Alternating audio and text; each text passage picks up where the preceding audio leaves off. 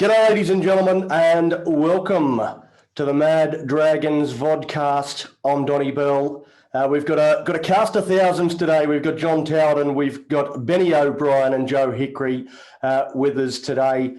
It's the first time we've done one of these after a loss, so it's a little bit more somber than the first couple of episodes. But I suppose I'll start with you, Benny. How are you feeling just overall after the loss? A bit deflated, a bit disappointed. I really thought we were going to give them a good shake, and they just they had us beat. You know, they just, the intensity was there. They held it through the whole game. They matched us where we were strong. You know, last week against Para. They did their homework, you could tell, and I don't know if we were maybe a little bit cocky coming out, but we couldn't get back on top. Deflated obviously, but there's a lot to take out of the game, I think. Yeah. So JT, the signs were there pretty early. I mean, I one of the first things I noticed was there was a kick chase. Probably in the first 5 minutes. It was inside the first 5 minutes. It was a kick chase, and only half the Dragons chased through. The Warriors sort of ran around the chasers and made 35 metres on their kick return. So the signs were not good early, were they? I noticed that all game. I was at the game today at Cogra, sitting behind the goalpost. I noticed the kick chase all day was really poor. The game, at the start of the game, they looked all over us from where I was sitting, and I said to my wife, who's sitting there next to me, when we scored the first try there, I said that's against the run of play. You know, like that's the first time we've been down there that we scored. So I guess it was promising in a way at that time. But yeah, I just think their forwards just looked like they were all over us. Our guys weren't, really pushing up, like they were against Newcastle and Para. Yeah, it was a bit slow to start it with, and then it just kept going through the game. Yeah, so Joe, did you feel that was a little bit of a false dawn for Dragons fans? The first try, I mean, first time we've been down that end of the field, it was probably one of the slickest backline moves the Dragons have put on all season to put Ramsey in the corner, but it had all the players involved. It was Clune out the back to Norman, out the back to Dufty, out the back and cuts out and finds Ramsey. It was a catch pass from Bird to Ramsey to put him in the corner. It was slick as fuck. Like it just looked awesome. But did that sort of give us a little bit of a false bit of false hope there early in the game, Joe? No, not really, because we backed it up again the next time we were down at their end of the park, and we scored off that opportunity as well. And I thought, it's good. Look, at the end of the day, we matched them try for try. What let us down was discipline. They out enthused us. And it's 2 years in a row now where they had 100%, or that last time around there with the one set off from 100% completion rate. That's 2 years in a row now against us. And, they always turn up when they are playing against us. What let us down was some sloppy balls, unfortunately some missed tackles, and it made them look a lot better than what they were. We are a better football team than that. And I also believe we got a lot of calls go against us, the rough end of the pineapple, if you will. So there's that, and it does look, going back to your original comment, the back line looks very, very nice, very promising. And if they can just continue that week in, week out with a bit more discipline, there's, like I said, there's a lot of positives to take out of this loss. We weren't embarrassed. Unfortunately, Zach had a bit of a bad day with the boot, but that doesn't matter. We still wouldn't have won anyway because of discipline, and they're kicking the goal. So at the end of the day, they wanted it more than what we did, and our discipline let us down.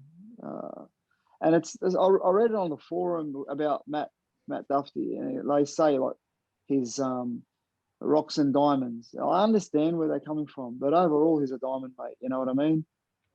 not everybody has 100% success rate every week in, week out. So he had a bad game today, and I don't think he should be crucified for it. Matt Duffy's one of those ones that is always an easy target because he's a guy that does make mistakes, but he's also a guy that brings absolute brilliance at times. Like what the try that he scored, there is nobody else in our team that was getting that ball. It was going over the dead ball line and it was going to hit the fence. It was only because Matt Nobody Duffy in the is whole that quick. competition. Yeah. That's right. That's right. That's right. Yeah. So you know, there comes a little bit of bad with every good. So we can't crucify him. And I don't think there's much more better fullbacks out there on the market than Matt Duffy at the moment. So I'll still stand by him, you know. Yeah.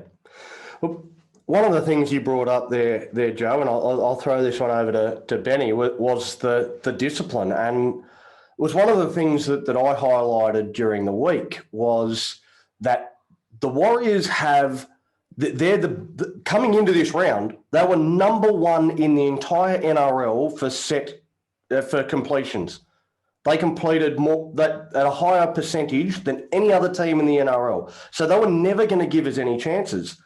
What we needed to do is we needed to have our discipline and our ball handling needed to be top rate. If we did that, we were always going to win that game. But right from the start, it just wasn't. I mean, even after that try to Ramsey, it was set, restart, penalty against us, and then Tohu Harris isolated with Adam Clune for the Warriors try to put them in front. Discipline throughout the game just wasn't good enough, was it? Nah, I agree with Joe. It just wasn't good enough. It's been something that sort of bugged us for a while, and I thought we were sort of getting it out of our game come the last couple of weeks. But I don't know if the players were lazy today or they just, thought they were going to get the easy win. But just stupid mistakes, drop balls and poor ball security, and even like in the in goal, like Duffy with that trying to ground the ball, like just dive on it. You know what I mean? Like if you're close enough to ground it, you're close enough to catch it. It's one of those. Sorry to butt in there because it's one of those ones with Duffy where he got crucified a couple of weeks ago for one that he tried to bat over the dead ball line, and people said just ground it, and now he's gone and he's tried to ground one and he's missed it, and it's like just bat it over the dead ball line. Like he's damned if he does, damned if he doesn't. He's got to be decisive. That's the key. Is he's got to make a decision straight up what he's going to do, what he's trying to do, and get it done. So he was sort of trying to ground it, trying to tap it over the dead ball line, didn't do either. So I don't know. It was a really weird one, but yeah, I do agree that he's got to diffuse those situations. That's one of his jobs as a fullback. Yeah, 100%. Like it's there was a couple of opportunities there that have gone away because of that, and it's just poor ball security. It's the simplest stuff. You know what I mean? Even trying to force passes and silly things that we were trying to do. If it's not on, it's not on. And I just from where they were last week and against the Knights to what they were this week, it's like all the simple things that they got right just all went out the window. You know what I mean? And the Warriors didn't play an overly technical game. They just did the basics right, and they did them really well. And, that's essentially what we did against Para. But we just didn't bring it tonight. JT, one of the things that I think a few teams have tried to do since Ben Hunn got hurt, I've found that every team we've played against has tried to isolate Adam Clune. I don't think anybody has been as effective at achieving that as the Warriors were today. They seem to be able to isolate Adam Clune time and time again, one-on-one, and he missed almost every time. What was it that, what do you put it down to that the Warriors were doing that was allowing Clune to be just there by himself the entire game? I think that's the Warriors, isn't it? That's the way they play. That they run at 1,000,000 miles an hour and they try everything 1,000,000 miles an hour every game. And it often, well, this year it's coming off for them, but it often doesn't come off for them. But they got to the advantage line and they got to the ball quicker than us today. And I just think, Adams, I'm not his biggest fan. I think he's a solid player, but he's not going to get us to the top 4 or anything. If he was our halfback all the way through the year. We need Ben Hunt back for sure. It showed that, today for sure. But I just think the Warriors that they ran the right lines, mate. They ran the right way. Just getting on to Dufty a bit. I've been critical of him too in the past. And I've been warming up to him this year. You can see he's coming into his own, and he's, like you said the other night, he's got confidence from the coach. He's starting to come into the game. But today showed me that he's still got that thing in his game where he's just doesn't have the intensity to get to the ball or to be in the right position, to hurry up and get in that right position. Just that mistry where he's misgrounded it. He could have got to that ball and then grounded it, but he sort of just tripped over and been a bit clumsy and sort of reached out. I was behind him today. Every time Nicarima got the ball in attack and was going to put up the bomb, Dufty was in line with him. Nicarima would be looking this way and Dufty would stay there. He wouldn't follow where the ball's going to go to. And often he just let the winger or the centre try and grab the ball. And it cost us a couple of times today where he just doesn't get the intensity to get to the position he should be in. He doesn't attack as well. I hope that game doesn't bite us in the ass at the end of the year. We miss out in the semi-finals by 1 game. Yeah. You see it with Pappenhausen and you see it with players like Billy Slater used to be, Tedesco. They're around the ruck. They're looking to punch up. Every time the players got the ball and punching up through the line, these good fullbacks are up there trying to look for a little gap through. Dusty's the quickest, in the compliments. So why isn't he punching up every time someone's got the ball? But he's sitting down in the back defence, and then occasionally, they'll try an inside ball with him, and he'll get through. That's not the kind of fullback we need. We need someone punching up like a Pappenhausen all the time. He needs to change his game a little bit, I think, just to put a little bit more intensity into it. And I think we'll reap the rewards for that. He wasn't alone though in this game, though, was he, Johnny? In terms of lack of intensity, the amount of times I saw the ball hit the ground, there was one time where the ball hit the ground, Daniel Alvaro just sort of trotted back looking at it. The Warriors player screamed through and dived on top of it, and it ended up being a Warriors knock on. But the way this referee was making calls today, if we didn't dive on that ball, he could have very easily called play on. Alvaro just stood there and looked at it and trotted no urgency whatsoever to get on a loose football.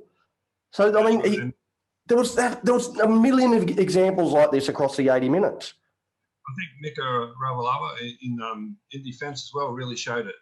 He missed a couple of easy one-on-one tackles just on the outside, and they got around him or come back in, and it was lucky we had a bit of scramble in defence come across. I noticed that maybe 3 or 4 times, I think he's missed 5 tackles in the game, Rawalava.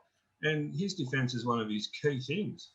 It wasn't just Dufty. I just highlighted that because of, it's a ball in Dufty's game. But, mate, the whole team really, Corey Norman was just 2 steps behind everyone today. Honestly, his last tackle options in attack, just putting up these cross-field half-ass bombs were just pathetic. Never once did he try and get it in the in-goal. Clune did it once and we scored. Yeah. Well, that's certainly.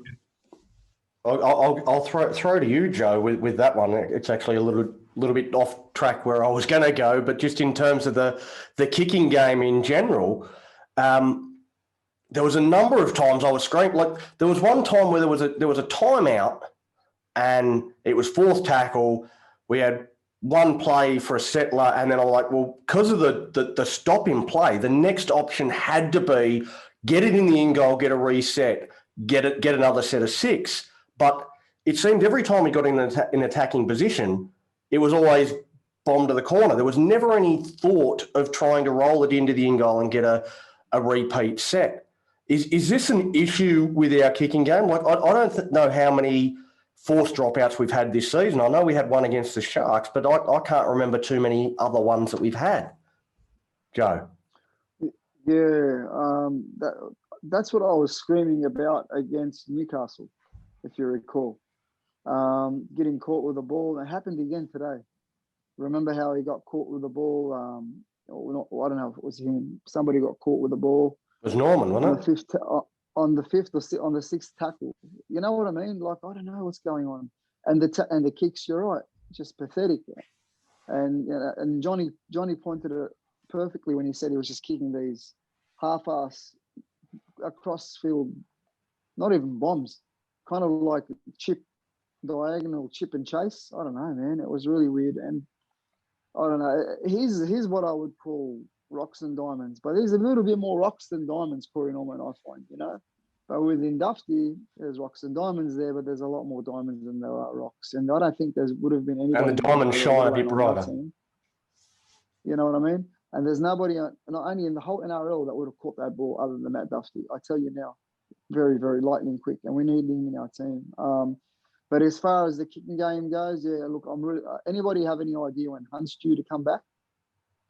Well, they were saying it could be as early as next week. I'm thinking, I'm actually hoping it's the week after, simply because I don't want them to rush him back. I think we've already seen that with Jaden Sullivan. They rushed him back into reserve grade. He re-aggravated it, and now he's out for another month. I don't want that to happen with Hunt. So I want him to be – it's a long season. We have time.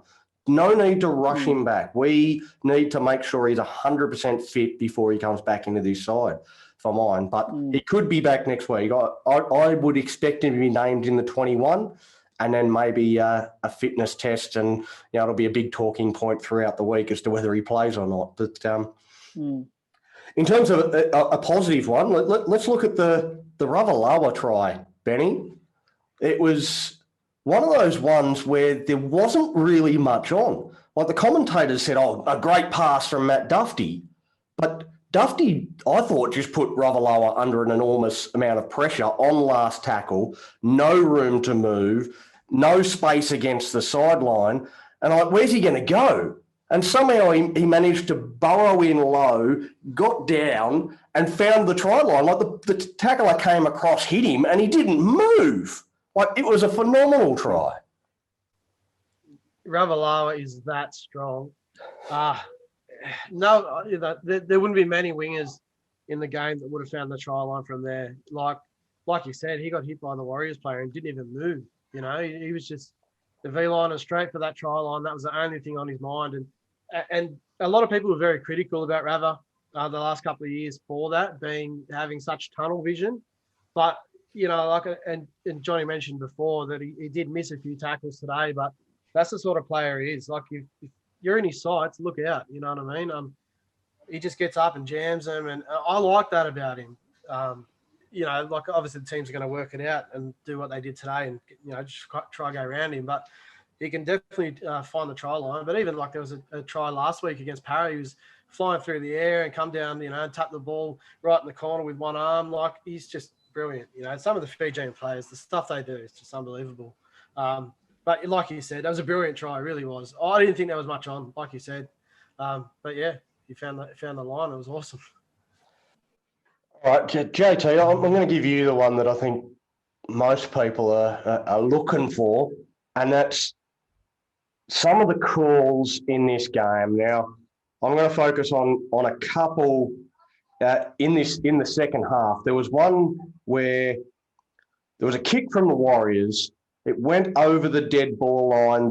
And it was Wade Egan, their dummy half, came through, planted the ball, but it was well over the dead ball line. Ravalawa picked it up, was racing back to the 20, and the referee, rather than allowing us the advantage of a quick tap from the 20-metre line on a try that was never a chance of being a try. No one in the entire stadium, no one in the entire world thought that there was any chance of that being a try. He stopped the clock, prevented us from getting that quick tap from the 20-metre restart in a 7-tackle set, and has sent it upstairs, taken all the momentum away from us. And then it was not long after that Ramsey got up from a bomb, knocked it back to Jack Bird, and we scored a try, and they called it a knock-on. Somehow the video referee also called it a knock-on. There was another one down the other end of the field about 3 minutes later where the Dragons player knocked it back, and they had a look at it and said, yeah, it was knocked back. It's exactly the same, but at the other end of the field. Like, the consistency from the referee was absolutely horrendous, and it cost us quite a few times. And when you consider it was a 6-point ball game, how much impact do you reckon the referee had on this one, Johnny? So Sullivan, here's Josh Curran in the colourful headgear. And Curran is inside the 20. Dropped it. Ah, piss off! What was that play over? It's clearly a knock on. Oh, mate, just to start off with, I was at the opposite end of the ground. I was sitting behind the goalpost, the opposite end of the ground with that the grounding where he tried to claim a try. We knew at that time it wasn't a try. We knew it was dead, and we're at the other end of the ground. Ravalawa was running back to do the quick restart, and he stopped the game. Oh, we were fuming. The whole crowd was booing. You wouldn't believe it. It was, oh, mate, we were absolutely going off. And then the Cody Ramsey knockback, that happened near us. And there was a game 2 nights ago where the guy's hands were pointed backwards. So he said, well, it's a knockback because the guy's hands are pointed backwards. Cody Ramsey's hands were pointed backwards. The ball had to go backwards. How does he not call that? Don't get me started on this 6 again rule. I wasn't a big fan of it when it came in. And it's just shown that it's just open for interpretation. You're going to get it right sometimes, you're not going to get it right sometimes, but it's just, it doesn't work in my opinion because it's going to be fair. Sometimes it's not going to be fair. It's going to cost games. I think it cost us today big time. There was 5 minutes to go. We were attacking the line, and there was 3 or 4 tackles in a row where the Warriors were laying all over us, kept us held us down, and the referee didn't call anything. Just horrible, honestly. There was one there, and it was at the other end of the field where I got the most pissed off with the 6 again rule. We got tackled a metre out from the line. I can't remember who the Warriors player was, but he laid all over him. He pulled his leg like 6 times, blatantly, like intentionally giving away 6 again because we're a metre out from our own line. The more they can get their line set and get up and put pressure on us, the better for them. Like, there is no advantage at all for us that in that situation getting given 6 again. And the bloke that was playing the ball was screaming at the referee saying, that's got to be a penalty. Like, he's intentionally, it should have been 10 in the bin. He's intentionally giving away a penalty. That is the definition of a professional foul. Like, I totally agree. The 60. Yeah, that's right. We screamed at that time. That should have been a penalty. Why is he giving 6 again? It was ridiculous. Yeah, no advantage to us at all. Benny? That was my argument last week. It's totally at the discretion of the referee. You know, like, why bother having a rule book? You might as well throw it out. You know, the ref calls what he thinks he wants to call, and other stuff he just lets go. But yeah, there's no consistency, like you said. I thought we were trying to take the referee out of the game. But, you know, they've been to control the whole game now. It's all about the referee now. Yeah, 100%. And we seem to be copping it every week. I don't want to go too much down the ref's fault type path because I think we lost that game. We weren't good enough. The Warriors were the better team today, and that's disappointing because I think we're a 30-point better team than the Warriors. At our best, the way that we played last week, I think we beat the Warriors today by 30. But we didn't turn up to play, and that's on us. So that's something that we've got to look internally and you know, be a bit pissed off about. And you know, we're in front, so we managed to get to the lead with not too much time left. Joe, I'll go to you. The last try that Tuivasa-Sheck scored, take us through, I suppose, how you saw it, and yeah, just go from there. Oh, mate, I was at the game as well. Look, I said at the beginning of the podcast that I believe we got the raw end of the pineapple, the spiky bits. You know, when it comes to the decision making of the referee and officials.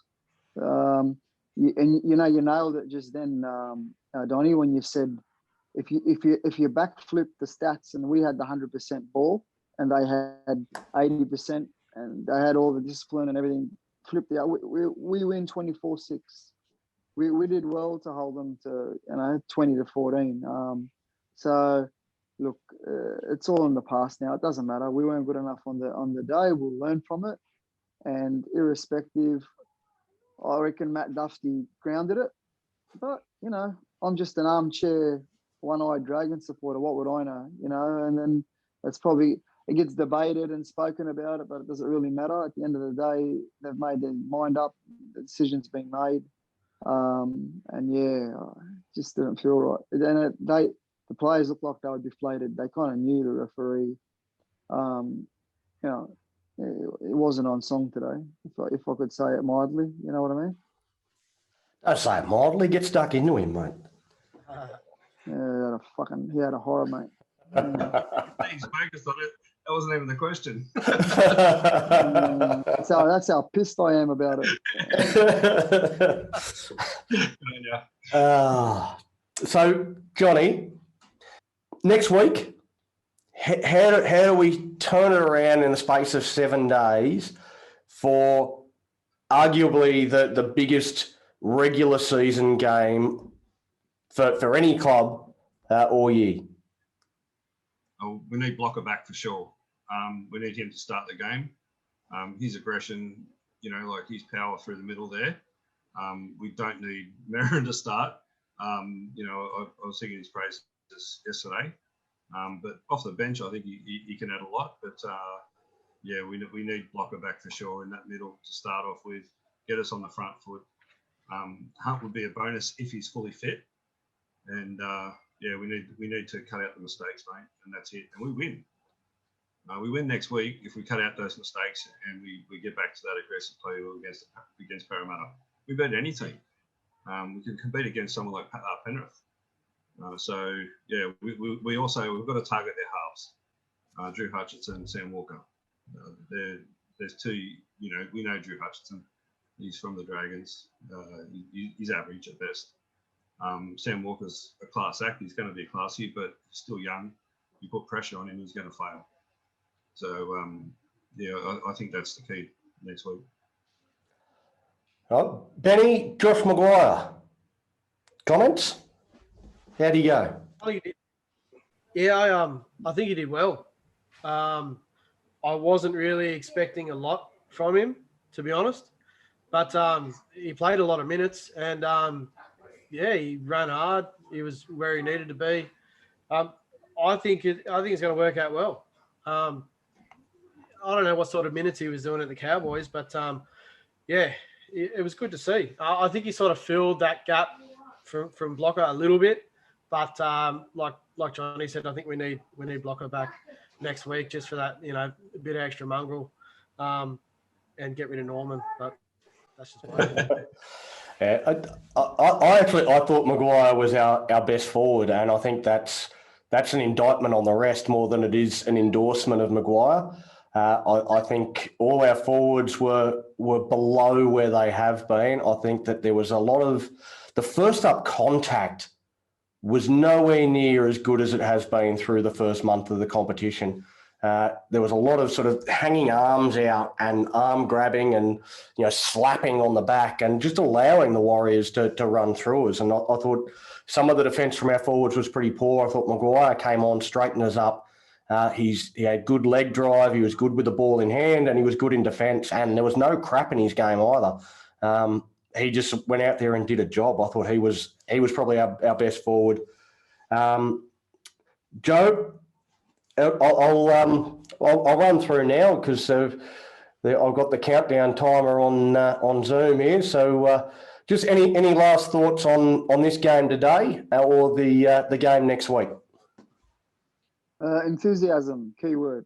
That's all I've got to say. Enthusiasm. We're out enthused today, and to win next week, we need to boost up our enthusiasm. We've got to want it more and make less mistakes. Simple as that. Johnny, any last words from you on the game today or what we've got to do next week?